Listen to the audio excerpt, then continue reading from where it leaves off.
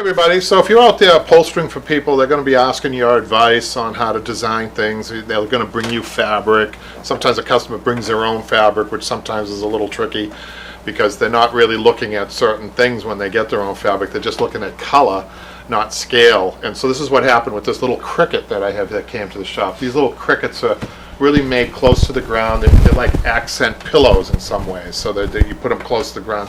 A lot of times people put them near their fireplaces, and they're kind of cute. They kind of add a little splash of color, and that's what this is. But the problem was, when this was designed, this had a little extra piping like this. This was the old fabric, and it had these old, nails along here, and this presented a problem. This was a huge repeat on this. It's a print, and so what I suggested, and this is what you could suggest to your customer, only a suggestion, you could say, well, that's a beautiful fabric, except that it's got like a 36-inch repeat, and I think that breaking it up with the piping like that, the repeat, any type of repeat that I could find on it, would be broken up too much. And yes, I can match it, but I think it would look better flowing it over. And so the customer agreed. And also, we're going to get rid of the nails and go to a fabric double welting treatment along here. So this is a good example of redesigning a piece to fit the fabric.